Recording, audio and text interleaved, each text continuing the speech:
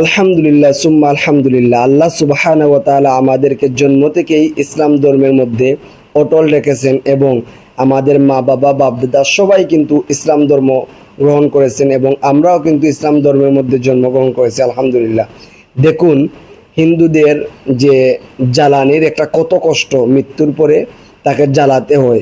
এই কষ্ট দেখে আসলেই একটা মৃত্যুর পরে একটা দেহকে আমরা মুসলিমরা কত সুন্দর করে কবরের মধ্যে নামিয়ে আসি, কিন্তু তারা কত মৃত্যুর পরে এই দেহটাকে জ্বালিয়ে পুড়িয়ে চারকার করে দিয়েছে।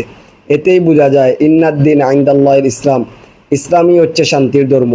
তাই সবাইকে আহ্বান করব, হিন্দু যারা আছেন সবাইকে একটাই আহ্বান করব, ভাই আপনি ভালো করে দেখেন মৃত্যুর আগে কোন ধর্ম শান্তির ধর্ম আর কোন ধর্মে আল্লাহ তাআলা খুশি আছেন, আপনি এই ধর্ম গ্রহণ করেন। এবং আমরা সবার জন্য দোয়া করি আল্লাহ তাআলা যেন সবাইকে সঠিক বুঝ দান করেন। আর ভিডিওটা প্রচুর পরিমাণ শেয়ার করে দেন। আপনার একটা শেয়ারের কারণে যদি একজন মানুষ মুসলিম হতে পারে, তাহলে এতে আপনারও ফায়দা, আমারও ফায়দা।